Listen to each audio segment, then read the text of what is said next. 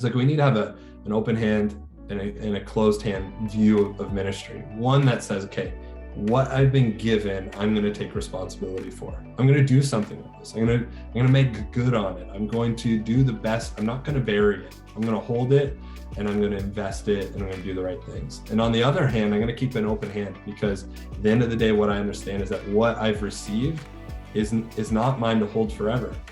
This is something that God's given me, that if God were to give it to somebody else, I'm okay with it. Hey, thanks for checking out this video from the Canadian Church Leaders Network. We at CCLN exist to seed a hopeful future for the church in Canada by coming alongside pastors to serve, connect, and resource them as they in turn do the same for their communities. If you're a pastor looking to be further resourced or to connect with more church leaders across our nation who are seeking to learn and lead together, we encourage you to find us on Instagram by searching CCLN or just hit subscribe below. Thanks again for watching this video. We hope it's helpful and encouraging for you.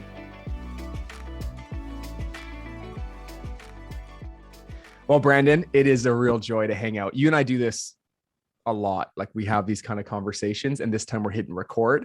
I know you're in Ontario.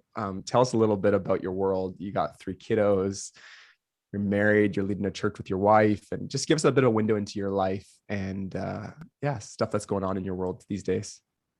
Yeah, we pastor a church called Slate Church, and it wasn't until recently that, I don't know if the way I pronunciate Slate has changed, but tell me, what's the alternative pronunciation?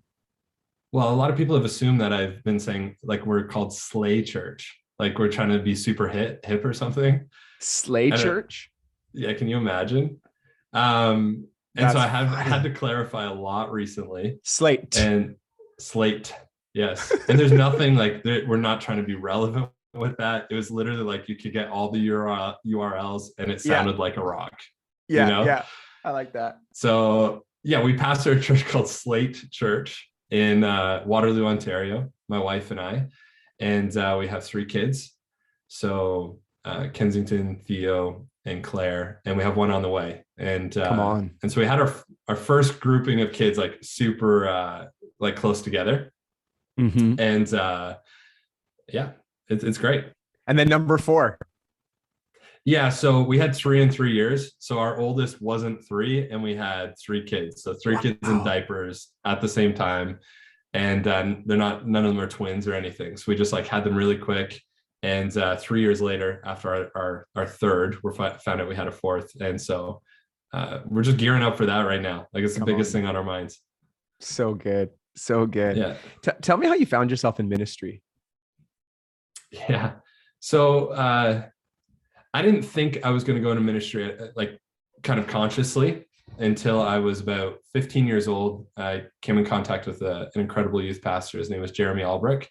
And through Jeremy and my dad's kind of influence in my life, started to realize like there was some interesting just dynamics that existed in my life that didn't exist in other kids' lives. Like, I would set up all my stuffed animals as a kid, and I just like go to town preaching to them.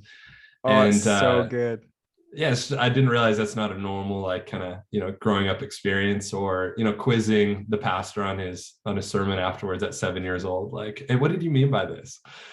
And so at the age of 15, I was on kind of like, I wanted to fast track my life to a life of engineering or architecture, lawyer. Those kind of like the spaces. And yet my whole life growing up, my dad said, if I could do anything other than what I'm doing right now, I would love to be a pastor. And so he always had a high view of it. He came from a somewhat like a background that was pretty rough and poor. And so his main focus was providing for us as a family. So he could never see himself like going in that area. But as soon as I told him like, hey dad, like I think I want to become a pastor, it was like, the lights turned on for my dad. Like, he had accomplished his goal on earth to raise a child that would serve God. And so, yeah, that's kind of kicked it all off. My dad was in ministry, and my mom always would say to me, whatever you do, don't go into ministry. So I had a little bit of a different influence. I love when I hear you chat about your dad. And I've heard you just a number of times in our other conversations, like such a powerful influence. And I think that whether it's a father figure or an uncle or just an adult in a young person's life, like to have a high view of like what it could mean to be a pastor, to serve God's people. I just think that's really powerful. Like just that framework that he was able to create for you, that created like, this is a plausible pathway that was obviously mingling with what God was already stirring in your heart. Yeah. No, he's, dad is consistently, even for our church, just refer to him as, he's my hero. And there's this common refrain, like, don't meet your heroes because they'll disappoint you. And it's like, hey, like that's par for the course. Like he's not a perfect human. He's just a human that's consistently being surrendered to God in front of me. And so I even think that it's just aided me within pastoring because I never had this expectation I have to be perfect.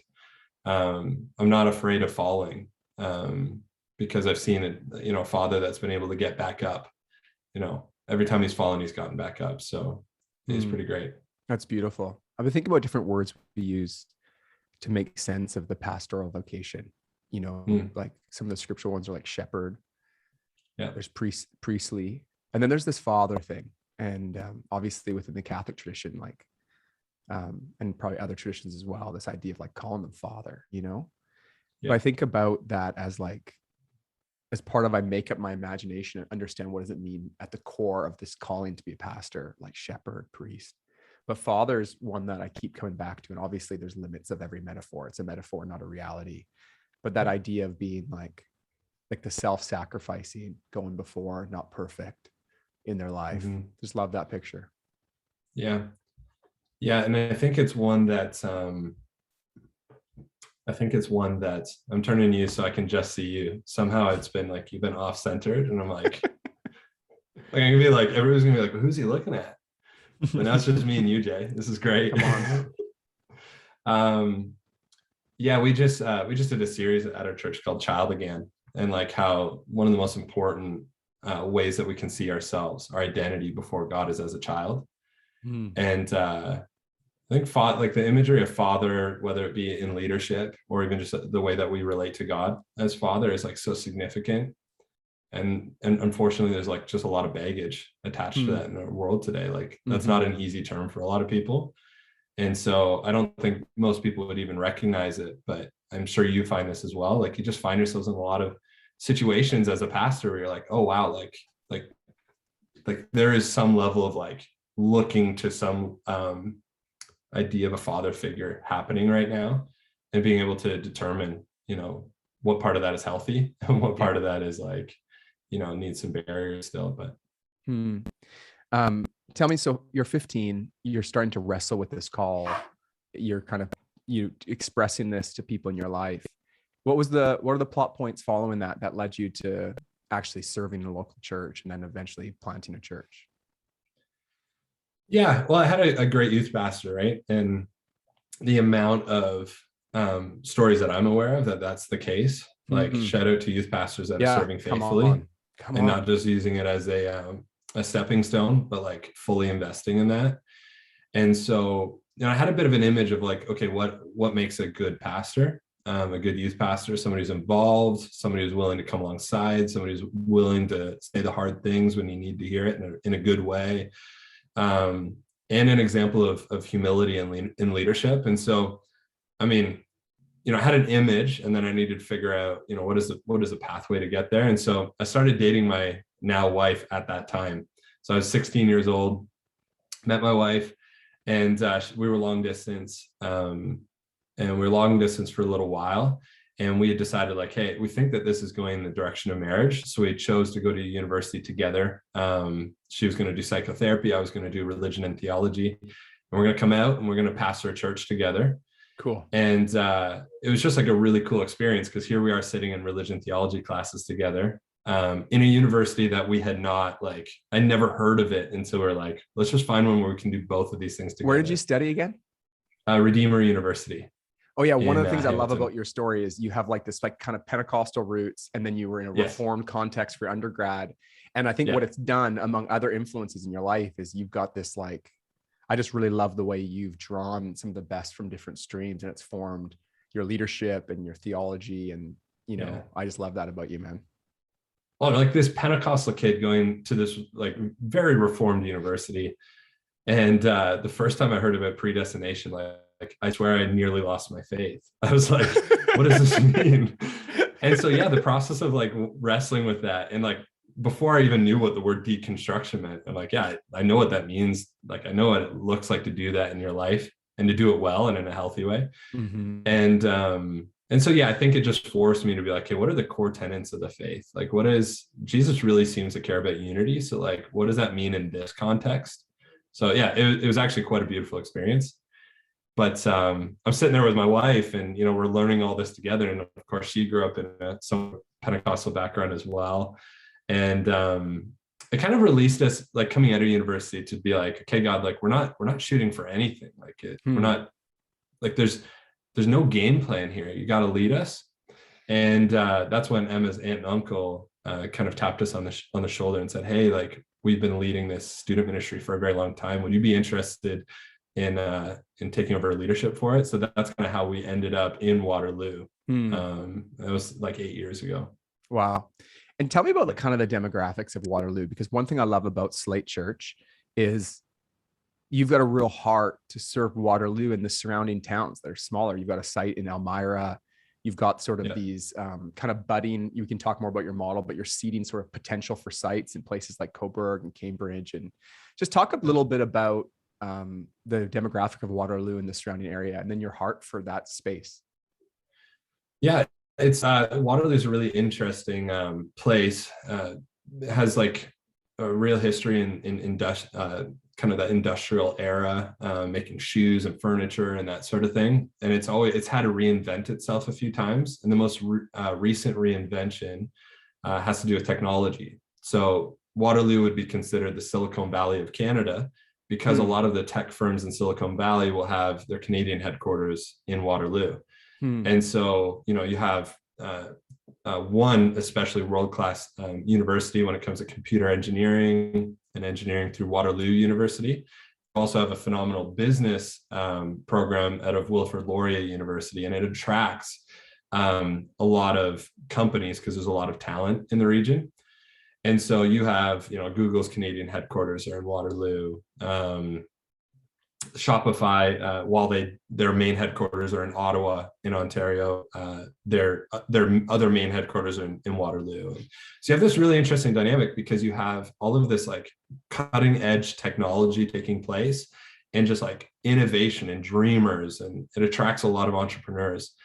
And yet Waterloo region is gridlocked by Mennonites, old order Mennonites. So it's like you have city and then horse and buggies. And that's the dynamic of what we kind of deal with here in Waterloo, which is like a lot of young, hopeful dreamers. But then also, as you mentioned, we have a site in Elmira, where it's like, you have like just the rootedness of Christian history and tradition to an extent where like it's become lifestyle for a lot of people. What does it look like to, own that as their own? And so like, it's a very unique area. You got the oldest of the old and the newest of the new right next to each other. I love Canada so much, man. And I love how God has put people in different places. Like you could have, been like, hey, I'm going for Toronto, I want to be in the Toronto. And that'd be amazing. I'd love it if you plant a church there. I think that'd be great for planet Earth and for Toronto. But I just love how God's really placed you in a place, and the vision you have for these cities and these towns and what's possible through that really inspires me. Well, I think, for those of us that have studied scripture, like the Roman technology, like provided a real pathway for the gospel to move. Like Roman technology through the roadways that they had created enabled the gospel to move forward. And so, we're still in the process of trying to figure out, well, if we're in a very innovative place, like what does it look like for God to harness the entrepreneurial energy and just innovation and downright just like academic knowledge of these people that even attend our church, in allowing the gospel to move forward more quickly and more strategically. Questions that we're even having in our church right now is just like, what does it look like to send out digital missionaries? And having conversations around that. And so it really, I agree, like every city in Canada like provides a unique perspective on how we're moving forward the gospel. And I'm really appreciative that we ended up in Waterloo. It took me a few years to warm up to the place. For a town that's called Waterloo, there's no water in sight. So it's like, it's not that exciting of it's not that beautiful. Yeah, I hear you. It's not a Pacific Northwest. It's not the lakes, Yeah, I'm tired of you inviting me over to the West Coast, and every time I land, I'm like, oh man. So you guys move to Waterloo and you start leading a student ministry called Embassy. And then how does that become what you're leading today? Yeah, so Embassy had an incredible history, even in Canada. It kind of set some level of inspiration for a lot of other leaders in Canada to launch other student ministries on other campuses. So the model was create a church for students while they're on campus, fully run by students, for students, for the period of time that they're in university. And it was led very faithfully by Emma's aunt and uncle, Brandon and Melissa Mallow, for a number of years. And then there was a transition of leaders. There's, I think, 3 or 4 different leaders between them leading it and us. And when we took it over, there was approximately 30 people around. And by the time we actually kicked off pastoring this church, there was only 10 left. And so it had this wonderful history where at one point, hundreds of university students were attending weekly. And then, it was kind of like this, there was this place where we found ourselves where it felt like there was really big shoes to fill. And so we stepped in, kind of identified some leaders right off the ground, identified some skills, whatever else, and said, okay, we're going to start a church. And I remember those early days, you just try to do what was modeled for you. And so I would get up and I'd preach, and there'd be 10 people there. And they I would stand up and just such a great orator. It's just preaching my heart out to this group of 10 people. And 2 of them were the pastors that were actually let go previously to us coming on. And so they're just totally checked out. And so I'm I guess, hopefully Emma gets something from this. Yeah. Yeah. And so, we had to learn how to adjust and adapt. And the long story short is over those 3 years, we actually grew quite significantly. And so we grew from a small group of 10 people that became our core leaders to a regular attendance of, well over 200. But it was at that time where God started really laying on my heart, is this contributing to my kingdom? That was what I just kept hearing in my spirit. It's one thing to throw on the best Christian party in a city. It's another thing to build the kingdom. And what I was just sensing in my own spirit was that we were a really good young adult collective. But at the end of the day, we were a young adult collective that was draining a lot of other churches in the area of the young adults that just found what we were doing more exciting and more appealing. But at the end of those 4 years, there was nowhere for them to go. So they would leave a really healthy and good church in the area, come to what we were doing. But I could already see it, people are aging out and not ending up anywhere. And so, we went through a period of time of having, some difficult conversations around what do we do with this thing. And to Emma's aunt and uncle's credit, they said, you know what, it's in a healthy place. It's the first time it's been in that place for a long time. We're going to release you to do whatever you feel God leading you to do with this. And so we found ourselves in a place where I'm well, we're still a young adult collective. It's not time to just all right, let's use the momentum which has been created through the student ministry and the student church to just build as big of a church as we can. And so I felt really convicted. And I remember over the course of a number of months, basically coaching people to go back to the churches that they came from. There was one week in particular where if I had the maturity I have now, I would have worded it differently. But I remember saying hey, if you attend 2 different churches or you came from another church, I'm going to ask that you go back. You're no longer welcome here. You need to go serve where you came from. And so overnight, the long story short is we went from attendance of well over 200 to about 40 people that were hey, what did you do? What did you do to this church? Why did you do this? And what do we do? We met Jesus here. We've never had another church in the area. And he kind of really killed a good vibe. And it was around that time that God was also planning the idea of just intergenerational ministry, something that would, help build what God was doing in the Waterloo region and not take away, to find our kind of niche in the kingdom of God here. And so that was a really difficult process. We had a child on the way, our first Our daughter, Kensington, was on the way. And so obviously there's like financial things you're thinking through and all the rest, but it all eventually led us to using this small group, and, you know, starting to get a dream and forming the early ideas of what Slate Church would become. One of the things I've appreciated with chatting with you is just like what you said, and we all have these moments where you go, if I had the maturity I had now, I would have said it differently. But doing ministry young, it is one of those things you can laugh about it, but then there's also these moments where it's like quite hard to kind of like process decisions you made in ministry. And even if you give the younger version of yourself the benefit of the doubt, it's like maybe the intentions were good, but there wasn't the wisdom, there wasn't the experience, and there was also just immaturity. I just wonder how have you navigated that? Like you're leading now, like, and you're asking deep questions. You and I are having these side conversations about discipleship and formation, the role of a pastor, and how do we make disciples in our time? And, you know, what does this look like? How have you sort of come to peace with that? A faithful reading of scripture for me is a great help. Jesus has never used anybody to build his church that was perfect. And, you know, look at Peter. The night that Jesus is betrayed, like he's cutting a guy's ear off, and yet he's responsible for leading what is left. And, you know, I don't think that that's great behavior. I don't think we should encourage that across churches at all. I don't think we should celebrate that, like, that's what real leadership looks like. But, you know, his willingness to be humbled, you know, a few days later and be reinstated is a process I think we all have to go through to some degree or some level, where we recognize that there's a level of humility that is necessary for leadership, and a level of humility that openly admits, I got it wrong, without trying to make excuses. I think that we're quick to justify our actions, and certainly I am as well. I don't like to be misunderstood. But I had a wonderful conversation at one point during all the many transitions that, you know, you breeze over in a quick overview of how we got to where we are today. And, you know, a good pastor friend of mine said, you know, you have to be willing to pass the test of being misunderstood.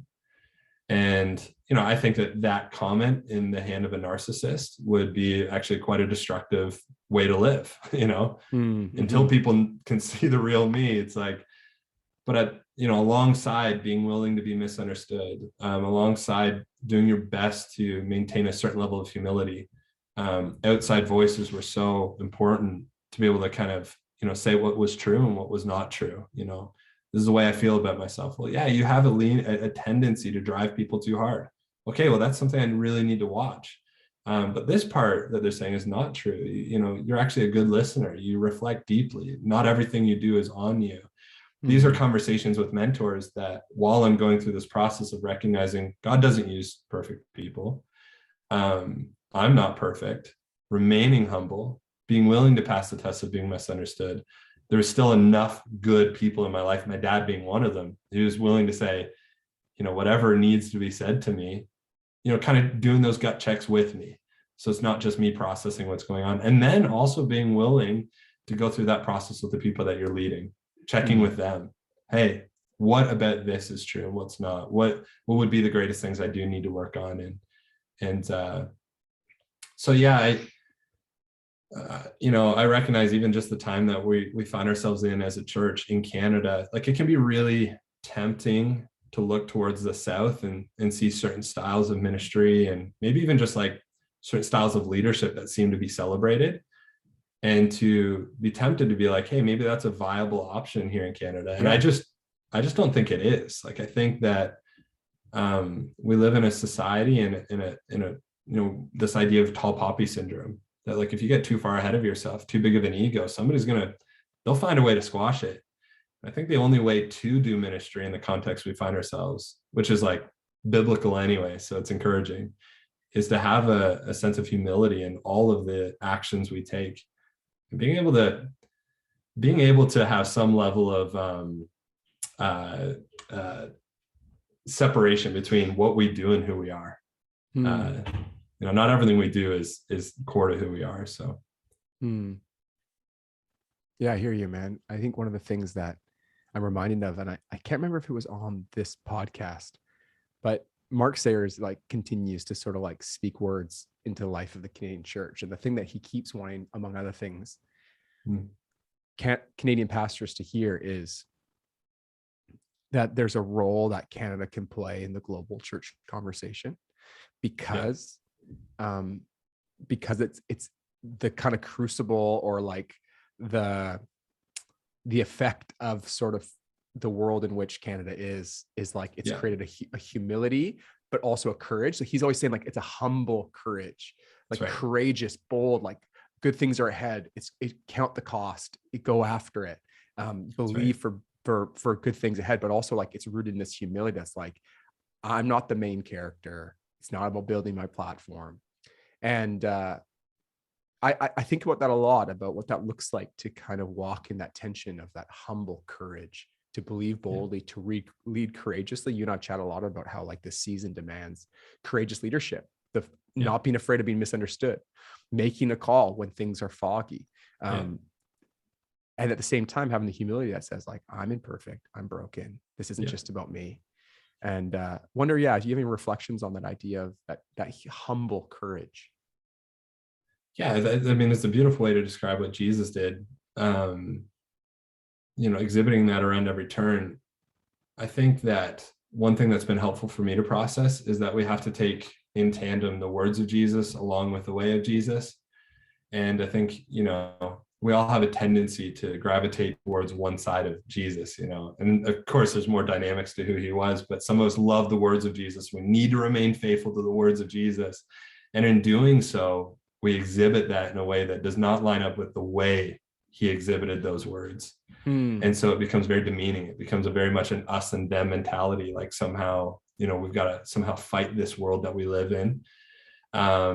On the other side, sometimes when we just talk about the way of Jesus, it can be tempting to ignore the fact that he had standards, or there were certain things that, barriers he wasn't going to cross, or core tenets of our faith that we hold today that he was able to hold in tension. So, not all of the ideas that Jesus was sharing during his time on earth were popular or even welcome in the time period that he found himself in, but he wasn't yelling them in this bombastic way. And in Canada, it's been a confusing environment over the last little while with certain restrictions and, seeing, and again, we always have this perspective of the States, which is like just doing their own thing.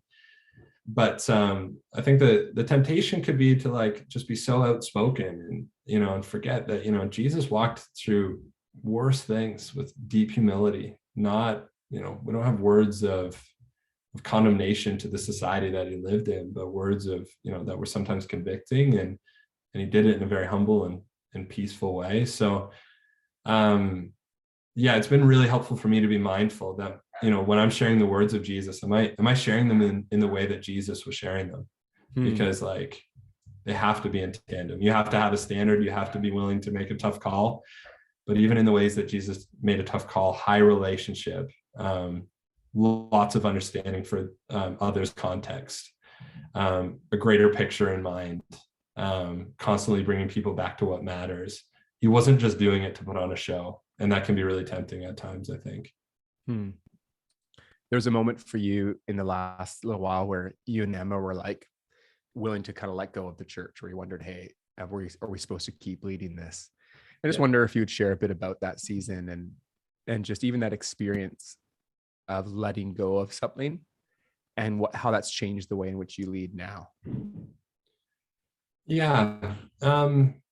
So there's been two moments in particular where it was just like, maybe now is the time to let go of the reins, where we were put into a situation where there was such a pressure cooker that, we just felt like holding on was doing more harm than letting go. And I think that the thing that I had to process during that time is like, I am not my ministry. Like Brandon leads Slate Church, but I am not Slate Church. And at the end of the day, Slate Church is nobody's church but God's church. And Slate Church is God's church alongside Koinonia and Creekside and UCC and C3 that also exist in our area. And I can't wrap my identity so much up in what I'm doing or the title that I've received for what I do in the kingdom of God, that I'm not willing to entertain the idea that somebody else could do this as good as I can. And, those are really difficult places to come, but there was like a freedom in the sense of like, no matter where I go, no matter what I do, no matter what I'm responsible for, the calling actually remains the same, to go out and make disciples. And I can do that whether I've got a tight grip on the wheel here, or I have a trust in Jesus, no matter how this life pans out. And so, one of those moments happened in the midst of COVID. One of those moments happened in that transition from Embassy to Slate, where I had to reevaluate, like, am I trying to fight for something that I just have so much emotional connection to, or I'm trying to fight because this is the best for God's church? And we just had to find that, we had to allow other people into those moments for them to make those decisions, which is excruciating. Nobody wants their fate to be decided by others. Like, we'd prefer to make it ourselves. But what I kept learning is the more I tried to determine my fate for myself, the more tight gripped I got. And, it was just this place of trusting God and in a willingness to say, like, hey, God, like, it's in your hands. If this is your will, it will be done. And if it's not, like, I'm going to trust what you have for us next. And thankfully, we didn't, in our case, especially recently, like, we didn't have to entertain that for too long. We had some really good people come alongside us. But what it did is, in the midst of a pandemic where, like, it can be really confusing to be a pastor in a context where things are continually changing. And, you see the stats across the church and the amount of people that are returning to in-person gatherings, and the amount of people that have just moved on, it seems like, from faith. Maybe there wasn't a rootedness in that, or for whatever reason have moved on. Like, it's much easier in those moments to go, like, hey, I'm not responsible for the outcome here. I'm just responsible for faithfulness.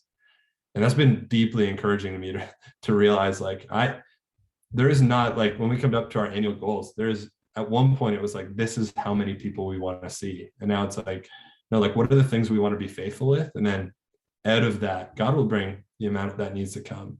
There are no more annual numbers of butts and seats, because it's like, God's going to take care of that. Let's be faithful with what we feel he's calling us to do right now. And that's been really encouraging. That has enabled us to take certain risks in the midst of a pandemic, understanding that we're just pursuing the call that God's placed on us. Me and Ben, did you know Ben before we started hanging out? Do you know him at all? Yeah, I'd had like one sit down meeting with him. Yeah. So I remember it was like December. It must be December. I get all these years wrong. We're in 2022. It wasn't 2021, maybe December 2020. I'm on the phone with Ben, and maybe it was November, and we're just chatting about, and he's pastoring in Brandon, Manitoba. And I'm just so inspired by his faith. He's been on the podcast before. Incredible story. And I didn't know him at all. I essentially cold called him, and I was like, we need to probably chat. And I didn't know that part. I didn't know him at all. I thought I was entering into this like crew that just like really knew each other. No, I didn't know him at all. And I just started reaching out to him saying like, hey, what I needed is, I've got great community here. Like, I lead the way with other pastors, and in the city, there's so many good brothers and sisters who are leading churches, inspiring each other. But I wanted to reach out to some people that were doing it different than me, had different values, even different theological emphasis than me, but also like shared some deep resonance of like a courage and a belief for God to bring revival. And we're in different contexts, but also leading maybe similar sized organizations. So I was trying to find this kind of like, and so I reached out to Ben, we're chatting. I was just so impacted. And we just had this like sense. I really felt the Lord was leading. He prays a lot more than me, so wouldn't be surprised if it was his idea. And, we're like, I think we should meet every month with a couple other pastors. And we threw out two other names. It was Brandon Richardson and Levi Mary Church, both you guys who I didn't know at all either. And I don't think we knew Levi very well. And we just started the four of us meeting monthly. Levi made it to hardly any of them. So it's not really fair to say he had a lot going on. But then we were moving into a new house, training for a marathon, a lot going on. I'll bring him on the podcast as well to share his side of the story.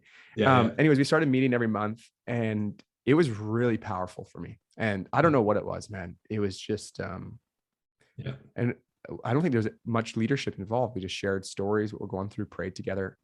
And maybe we did it over 8 or 9 months. I don't know exactly how long it lasted, but obviously it built some friendships that are enduring. But I found this like space where I could talk about how I was really feeling, what questions I was wrestling with in a really confusing time. I just wonder what your experience was with that journey as well. I remember one meeting in particular, we refer to it often, where Ben just calls me out for, I don't even remember at this point what it was. I think we're like 3 or 4 times hanging out and Ben just goes, Brandon, I gotta tell you something. You can't say or do that anymore because that. I think it was the one about like, he like just was like, I don't like what you did on social media there or something like that. I think so. Yeah, because I was drowning under the amount of direct messages I was getting, and I posted something along the lines of like, I just so you're aware, and it sounds terrible when I say it, like I'm gonna post more, and you're probably gonna hear less responses from me. Is like the gall that you have to put that in. But I just remember like he didn't even ask for context. He didn't seek to see how my intention behind that post. He just like straight up said, "Hey Brandon, that was wrong. And like, I'm really upset with you for that." And I'm just like, oh my gosh. But what it taught me was like, I was like, thank God I have some guys in my life now that will just, when they see it, they'll call it. Mm-hmm. And that was such a constructive moment. It was basically like you became mediator. Like we had a great counseling session. Well, I remember when I saw you post that, I was like, am I allowed to do that? That would be really helpful for me. And then when Ben called you out on, I was like, no, I'm not going to do it either. I don't think I'll post it. I'll figure something else out. Yeah. It was like, it was a move of desperation. It had nothing to do with like the way that I saw myself in relation to others. It was just like, I was drowning in that moment. But even just the fact that he could call it, all of a sudden a healthy discussion happened. Yeah. And that was like a lot of our time together. I don't know if you would reflect on like, I don't really remember the themes by which we really talked about it, except for fireworks were happening every conversation, it seemed.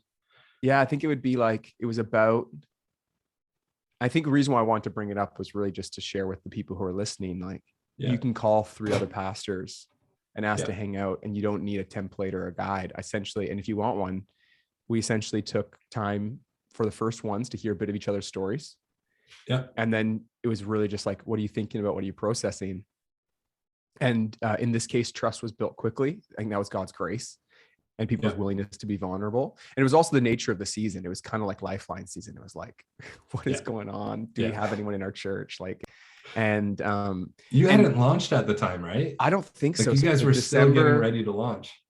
Yeah. Or we were just doing some online stuff. Oh, online. Maybe it was launched, but it was online. Yeah. I always get the timelines wrong. It was like an unclear time.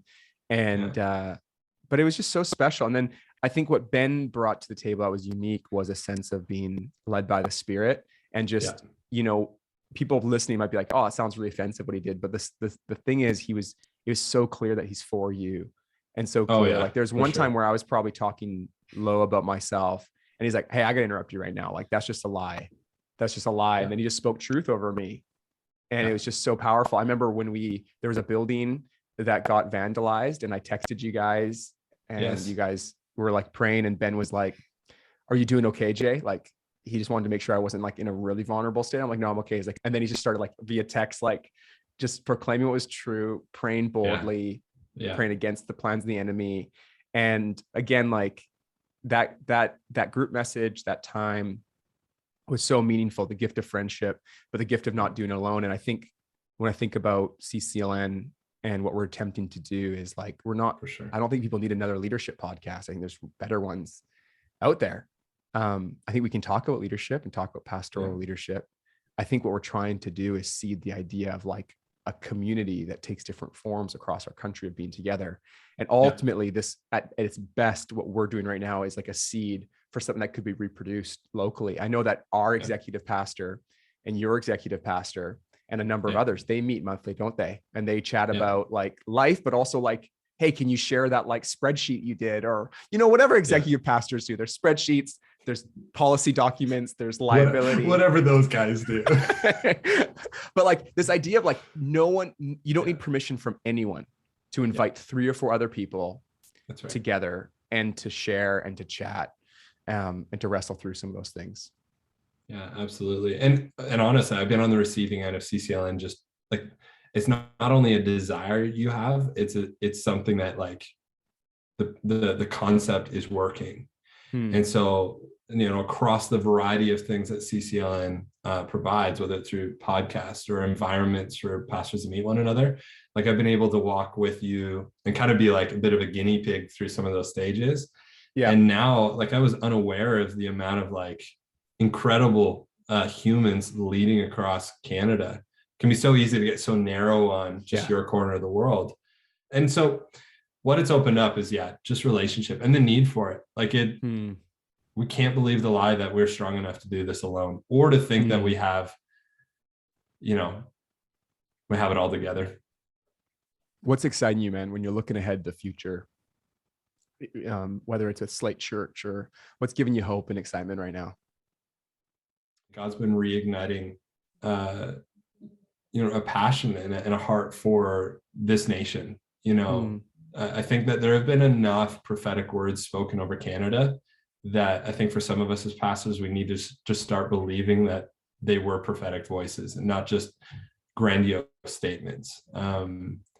I really believe in the nation that God has placed us in. I think that we do have a temptation to see ourselves as small. And if that is our temptation, then we need to add significance to it. We might be smaller, but what God's doing here is significant. We've weathered some cultural shifts before the rest of the world. And I think this is some of what Mark Sayers would get into as he's talking about Canada, but we've weathered some significant cultural shifts before other parts of Western civilization. And it's given us a grittiness that we can apply not only to ourselves, but to those that are experiencing these shifts across the world. And of course, we've witnessed that a little bit in a group that we're a part of in the States. Like some of those pastors are now going through what Canada's been going through for a little while. And so I'm excited about Canada's positioning in the world. I'm excited about what he's just doing at our church. Like it's like I have no need to like make it bigger than what it is in anybody's minds. It's just like it's really exciting, and I'm totally content to keep leading this. But then God's also given us like a big heart for small towns. I don't know what it is, but I see a lot of people really excited about large cities right now, and I think it's great. Tim Keller was right. The world is coming to large cities, and if we want to reach all the nations, that's a really strategic place to do so. In that trend that we're seeing, I see small towns which used to have a United Church or a Lutheran church or a thriving Catholic church, just like vibrant and doing really well. I'm seeing a lot of these small towns just kind of empty of the churches that were once thriving. And now we have historical monuments, and I think that it's time for the presence of God to reinvigorate some of those environments, and to see like a lot of great things come out of small towns. So that's kind of where our focus is. We're in a medium-sized city focused on small towns, and that's what I'm excited about. And it's probably because I grew up in a smaller town. My dad, who's my hero, is in the process right now of looking to launch a location or a church, and I don't. If he wants to do it through Slate, he wants to, but if that's not what's best for the future, it's not what it's about. I'm just really stoked that this guy that has had a dream of being a pastor for all these years is starting to take some faith steps in that direction, and it's going to serve a small town, which I'm really excited about. So yeah, I'm really excited about small towns. I love it, dude. Oh, I love that heart so much. I mean, I'm drawn to the city. Like that's where God led me. But then when I look at Canada, it's like, man, Canada is in these smaller towns. And so I think it's really important that we talk about this, and we, that God would put in the heart of more and more young men and women, gifted, called men and women, to go into these places. And I think some of the best stuff, some of the best writing, the best resources will be forged in those environments. I really believe that because I'm all for the talk about going online, metaverse, whatever. But here's the truth. The more things go digital, the more things go scattered, the more face-to-face discipleship becomes like the fundamental building block. And so it's when I talk to my friend Phil from Pemberton that goes, everyone in this city is in my parish, and I can see them face to face, and I can go to their door. And I think there's going to be this, we're going to move into the metaverse, whatever. And I sound cynical about it, but I'm not. It's like, this is great. I love that people are trying that. We're doing that, let's also go door to door again.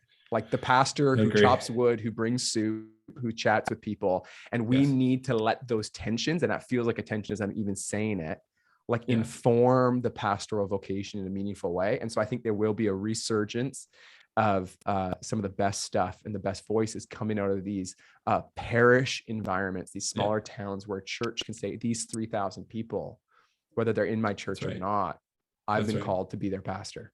That's right. Yeah. And you know, the way that I've broken it down in my mind is like there's strategic leadership and there's tactical leadership. And the way that I've defined that is like strategic is where a lot of leaders love to live. It's the big idea. It's the, you know, it's the high level, like, okay, this is what we're going to accomplish, the big vision. But tactical is like that on the ground, hand-to-hand combat, so to speak, where it's like, okay, we've got a big vision for what we want to have happen, but let's do the work. And the work often looks like listening. Listening and praying, really. Yeah. So. You came through town through Vancouver not too long ago, and you got to jump into one of our staff meetings. And I put you on the spot to share something, and you shared this picture of like leadership being like, you had, you know, if someone could see like one fist closed, one hand open. Could you just share a little bit about that idea? And what I was sharing was, you know, it's a life passage that anytime I want to give up on ministry, on calling, on faith, on anything, I'm reminded of the parable of the talents. And in the parable of the talents, God's giving, you know, his different servants different responsibilities within his kingdom before he returns. And I think the temptation right now is that we would, because there's so many questions, we don't want to get it wrong. Like, we're afraid of getting it wrong right now. And so the temptation is to bury what's been given to us. And the tragic thing I see happening, and it was happening in my heart for a little while, is that it's not about having 1 or 2 or 5 talents. It's not about the amount, but there's a lot of people that assume they're the one with the 1 when they're really the one with the 5 that are still, like, it's not just the people with 1 that are tempted to bury it. I'm seeing a lot more leaders with 5 talents and 2 talents doing great things, and they're tempted to just bury it out of fear of the environment we find ourselves in. And so out of that story, I've just been reminding myself, like, hey, stay in the game. Like, it's not about whether or not you're going to get it right or you're going to get it wrong. Just do something. The master says to the servant, you could have just done something with this and I would have been happy. Just do anything. And in that, it's a great reminder that the talents and the responsibilities we receive, while there's a responsibility attached to them, at the end of the day, the master comes back and they're still the masters. And so this whole idea of leadership is that I've kind of framed in my heart, my mind, and with our team. It's like we need to have an open hand and a closed hand view of ministry. One that says, okay, what I've been given, I'm going to take responsibility for. I'm going to do something with this. I'm going to make good on it. I'm going to do the best. I'm not going to bury it. I'm going to hold it, and I'm going to invest it, and I'm going to do the right things. And on the other hand, I'm going to keep an open hand, because at the end of the day, what I understand is that what I've received is not mine to hold forever. This is something that God's given me, that if God were to give it to somebody else, I'm okay with that.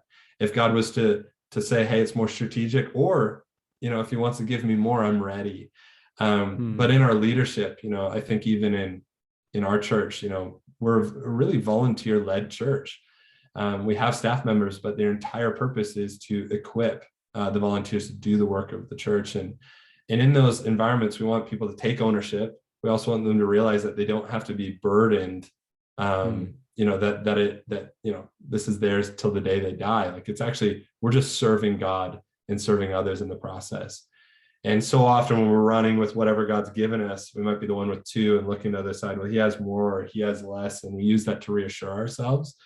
And yet the responsibility is not to look and, you know, become prideful because we have more than them, or become insecure because we have less than them. But it's just like, you know what, just be faithful with what God's placed in your hand. And the master comes back and he says, well done, good and faithful servant.